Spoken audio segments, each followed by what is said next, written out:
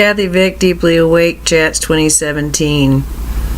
And it's kind of time to take a lap. I went to the SGI Center today and met my friend, and I was chanting and had many experiences. It was fun. It was so much fun. I'm so blessed. And then when I was downstairs leaving, I ran into someone who I gather with on Wednesday sometimes. And I hadn't seen her for a while, and so we caught up, and she really still wants to get together with me, and same here. And it was just so great. And she asked me, "Hey, how are you doing?" I said, "I'm happy." And I meant it. And that's why I'm coming. And this is not... We need to get past this idea that when someone... first of all, I'm a writer, so I'm explaining a process, the process known as ascension. Therefore, when there are solid mood states and awarenesses and understandings that change my behavior or my reality, and because I know a thing or two about a lot of stuff, but had patchy awareness until just recently, and because I love to write and express and be big and bold and beautiful, here I am. So my job has been to really have a life that was quite complicated and had a lot of themes and dramas and lots of healing that was done and was yet to be done. And so I'm here at the SGI Center saying I'm happy. And I found that very puzzling in a way because it was so true. And I scan what I say to see if it's true in my body. And it was true in my body. I don't say things I don't mean. And so I bring it to you because what's happened is I talked about it really briefly. There was a experience I had in the morning time when I was watching, I think it was that cute little kid from Saturday Night Live who does Tonight Show now. And I was watching him, and it just all fell away. The projected veneer, and that's the only way I can describe it. It's a projected veneer, and it's interactive, but it's like a film that you can see through, like petroleum gauze or whatever, petroleum, but it's solid, that veneer. And I saw it over everything always, and it's gone. And today I realized, well, wait a minute here, hold the phone. That soundproof booth, that inability to feel love, that I chalked up to just such a lifetime of disappointment that I just it was learned helplessness from that was my deal. But as I was chanting, I had a sudden realization, because the Gohonzon oftentimes will speak to me in visual imagery, and today was troubling because I've been seeing images that are disturbing, and one of them was this skull, and I thought that was kind of funny. A skull, huh? And as I was chanting and just receiving, it was all about the shadow, and seeing that it's just an expression, and it created great love, and it created great compassion and forgiveness and all kinds of things. But I was reviewing this tale I've been telling, and I realized long about 2011, 2012, I really was in a place where I kind of just decided, well, I guess this is it then. I guess I'll just keep doing this. Because it was like, you get in a groove. I was working full-time, and I had a kid half-time, and you just get into an unconscious groove, And I'd been feeling a little bit of loosening in things and having a couple of sparklies here and there, but no real hope that any of that would be reestablished. It was gone. It was dead. And I'd get a blip here and there, but, like in 2007, I think it was, I was laying in bed, and all of a sudden, and I'd been listening to traffic because I live near highways on purpose. And I was listening to traffic, and all of a sudden, I could feel my body expand and my consciousness expand like it used to when I was a kid. And then pretty soon I would do this a lot when I first learned how to meditate. I would change my perspective and get bigger and stuff. But, it's really fun. And I got as big as the apartment, but then I got really super huge. And I heard them say, you engulf this interchange, and I could see it, and it was really good feeling. It was a physical sensation. And then I didn't have anything else like that. I might have dreamed now and then, but not often. Well, they explained a lot of that, and that was very helpful. But when I began to come to, in a way, just sort of like, I don't know, my body started to change, and my everything started to change. I began to be aware of sort of just a crushing sadness, and I think that was part of the life review. I think sometimes I've heard of, well, when you go to heaven, then you have to meet with the crew, and they get to grade you, and everything that you made everyone else feel, you get to feel while you're sitting in that room, and you get to realize how much of a jerk you've been. So anyway, that was sort of the setup for a non-conventional heaven, right, in the old days. And this kind of felt like that. It was like, and it's been happening from time to time, just like looking at it and going, oh, hell, I'm like that. That's exactly how I don't want to be. That's what I complain about all the times.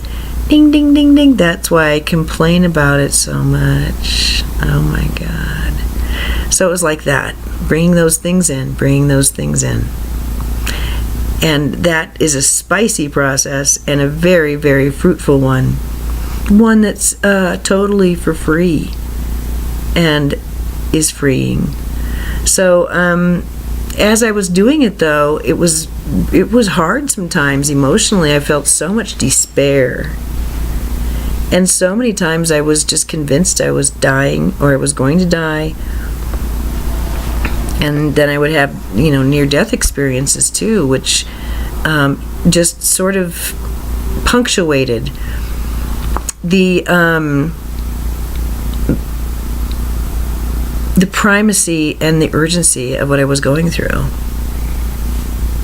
And the reality of it, although I still wouldn't admit any of it.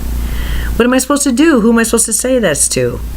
Yeah, I'm having really weird dreams. I'm having visions. I'm having hallucinations. My body is, my senses are all together now. I have an altered sense of time.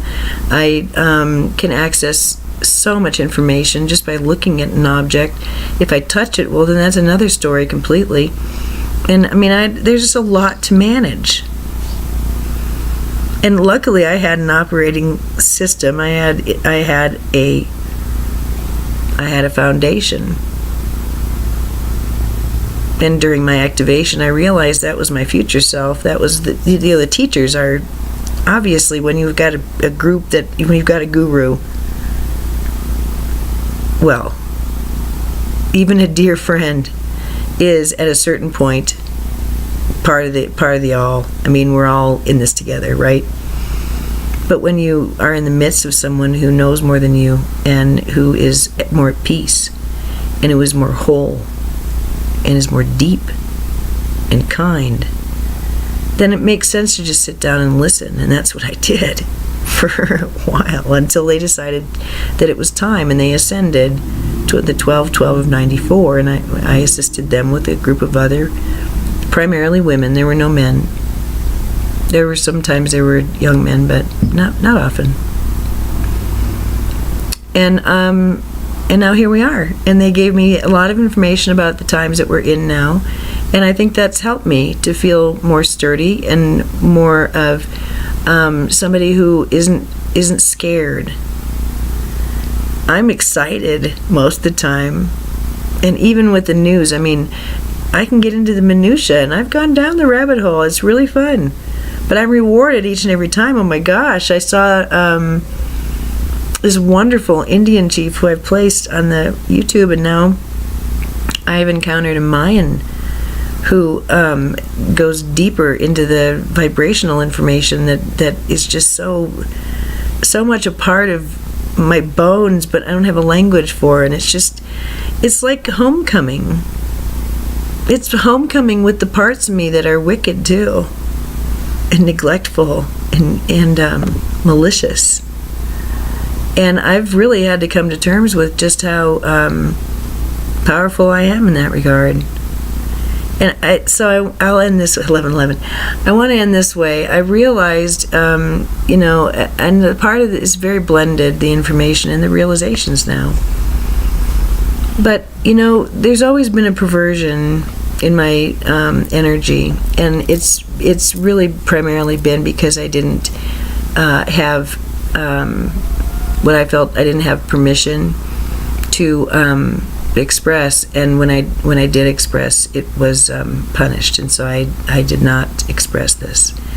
And I'm driving around town and realizing, well, that's because it wasn't time yet, and I've known that. And so, no harm, no foul comes again. That's been like, wow.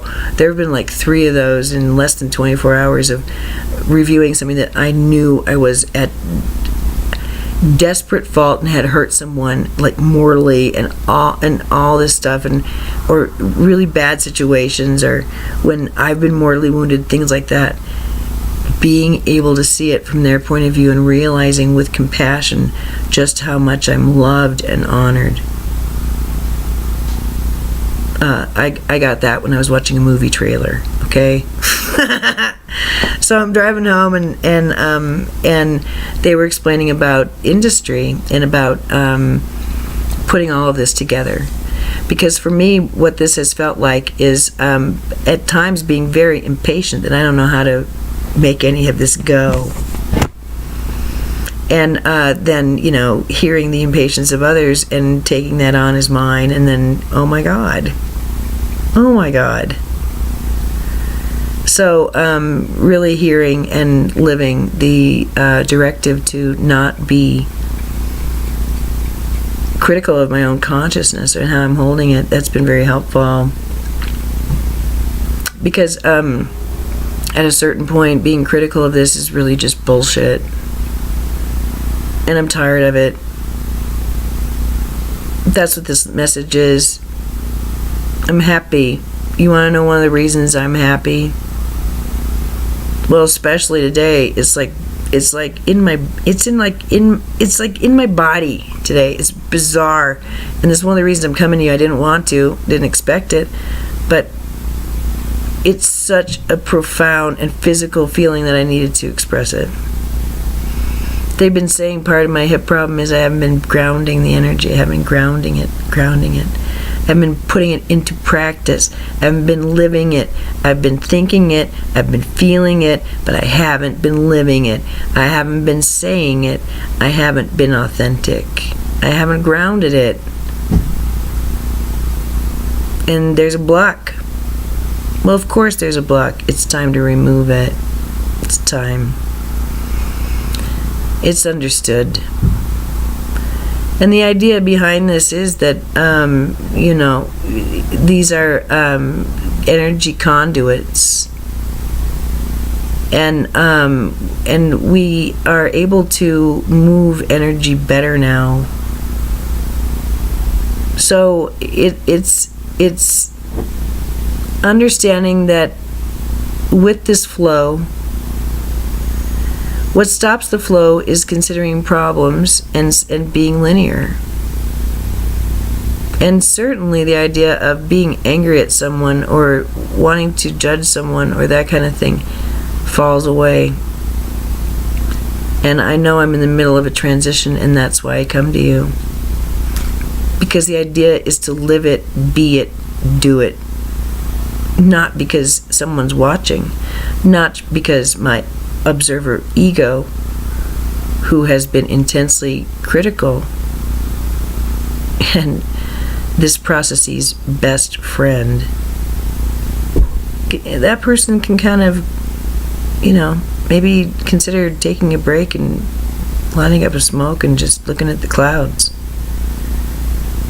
It just doesn't work. I'm happy. And I've tried to worry myself. I've tried to scare myself again and again a day. It's not sticking. I realize that that's the father.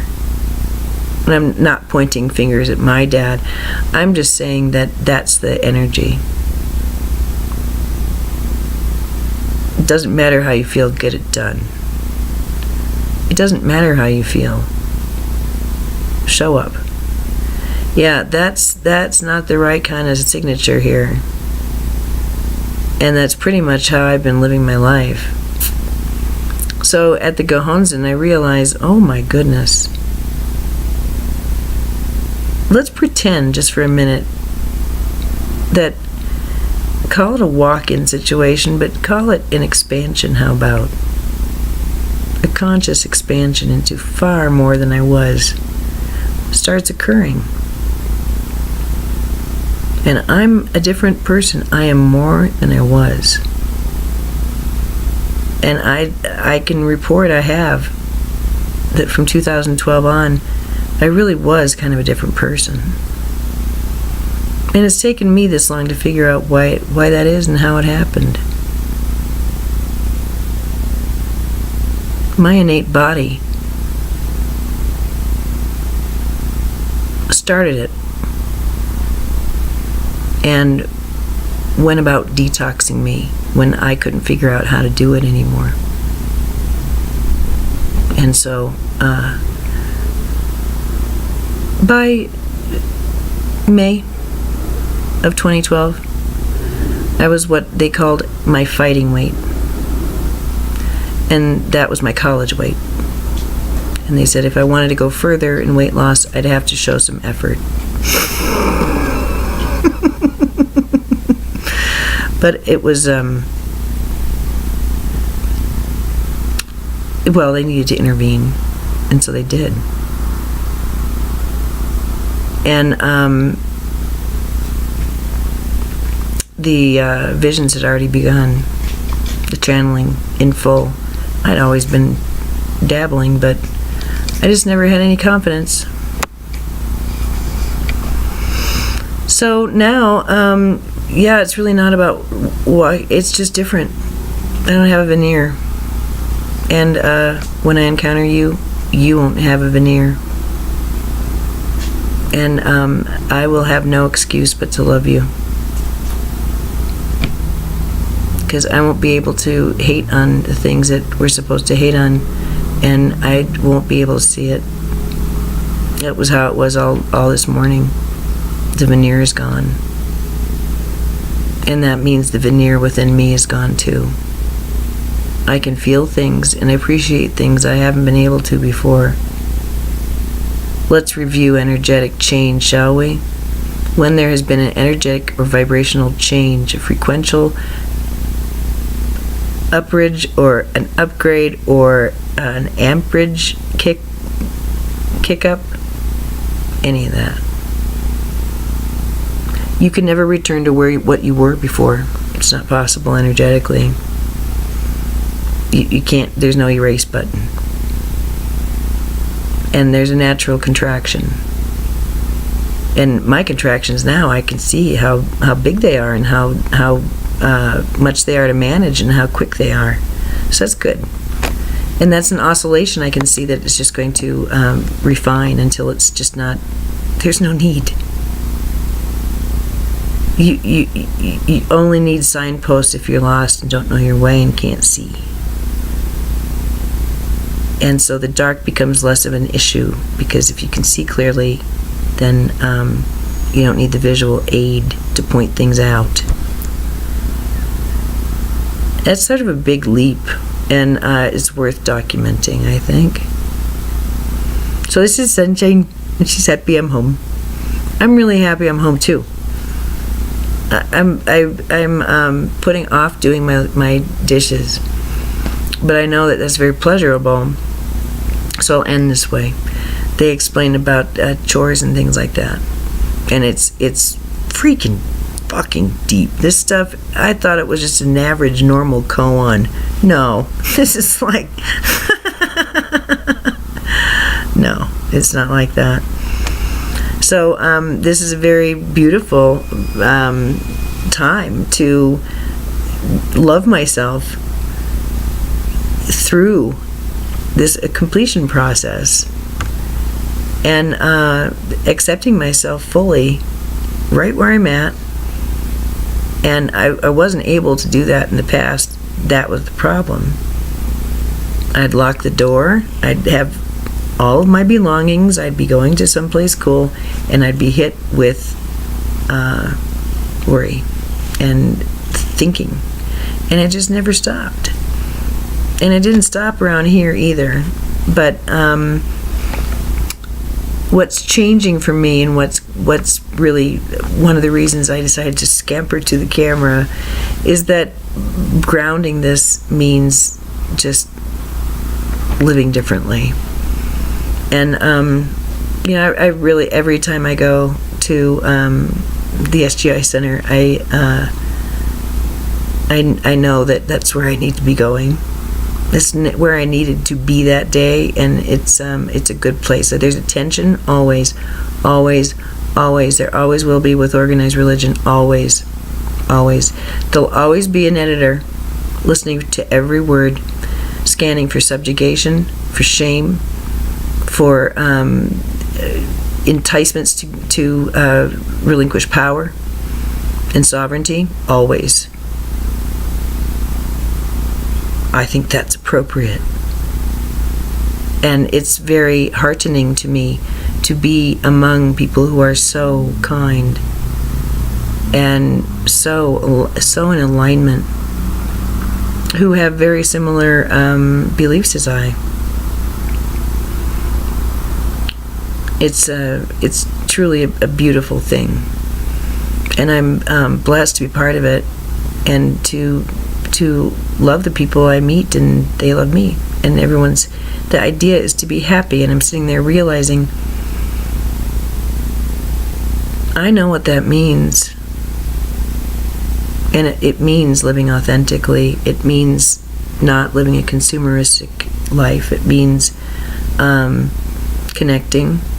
It means making sure the priorities are with people and not with things or activities.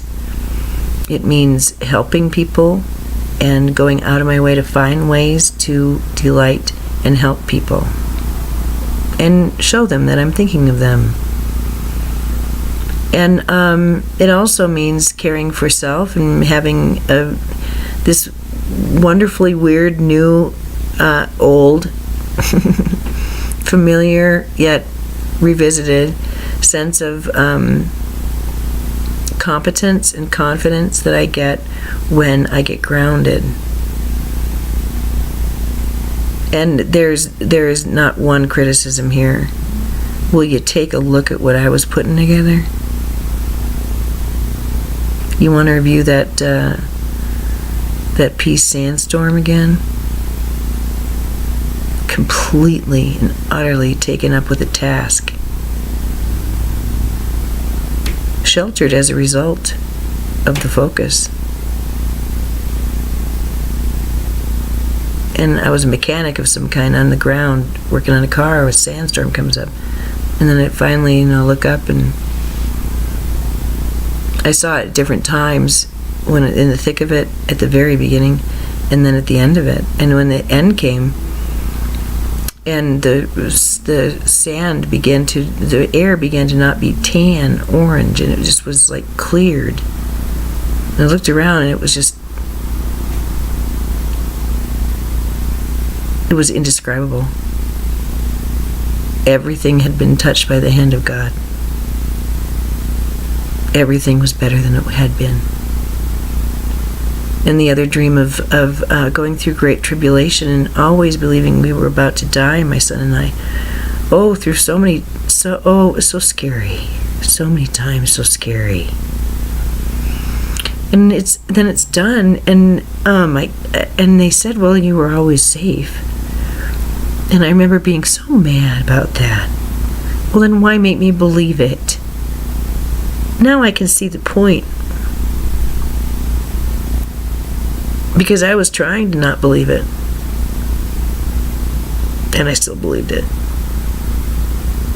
And this belief and disbelief is kind of a big deal. Doubt and I don't like faith. It's not the right word.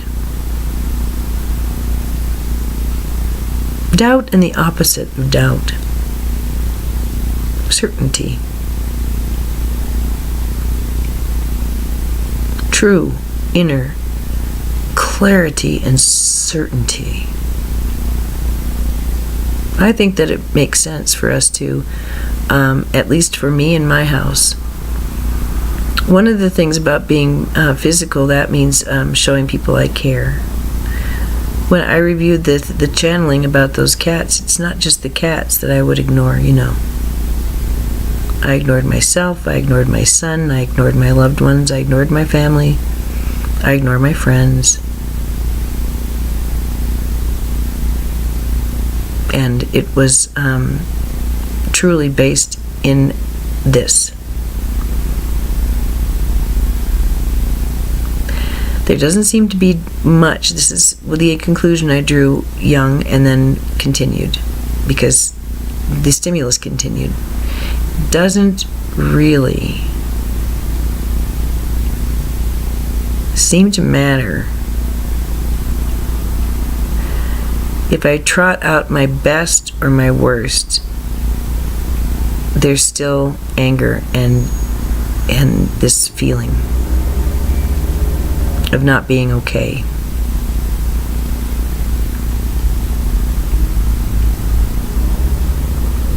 So,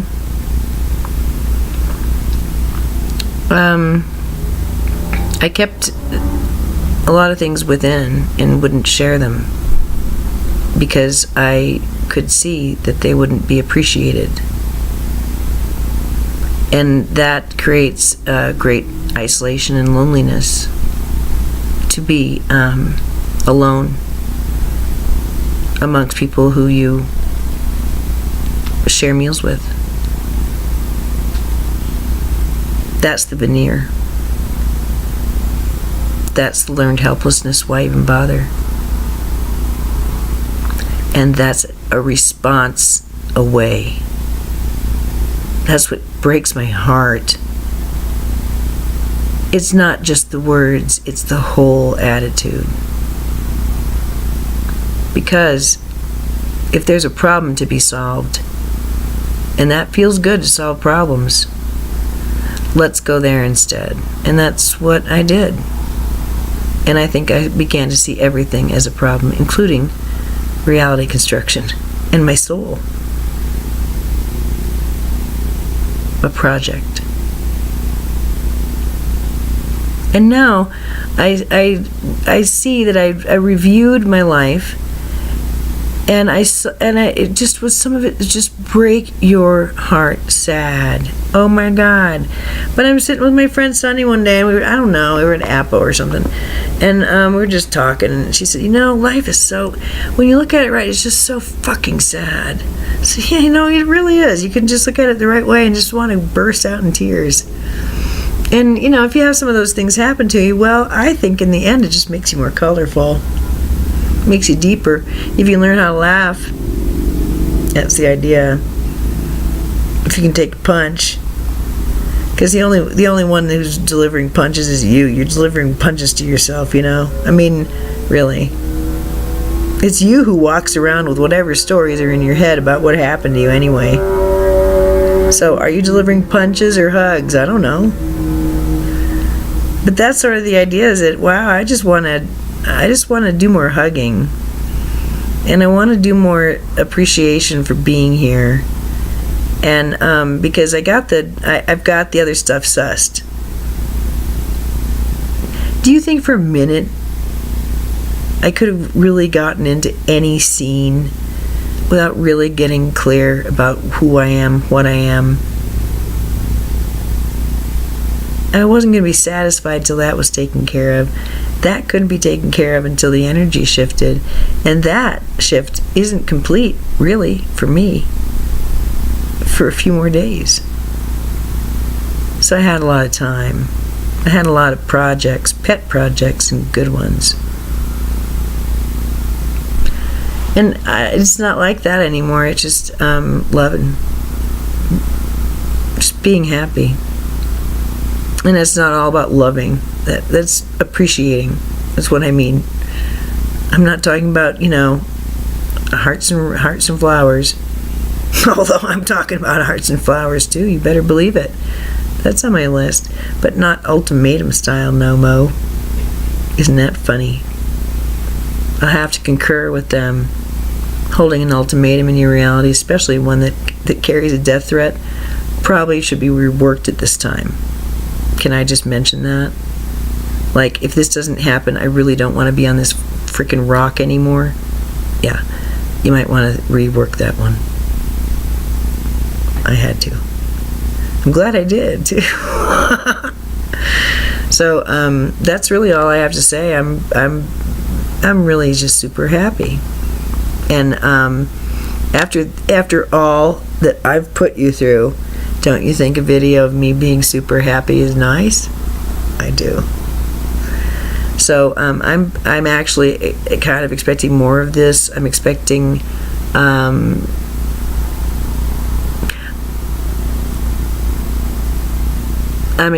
to enjoy my day.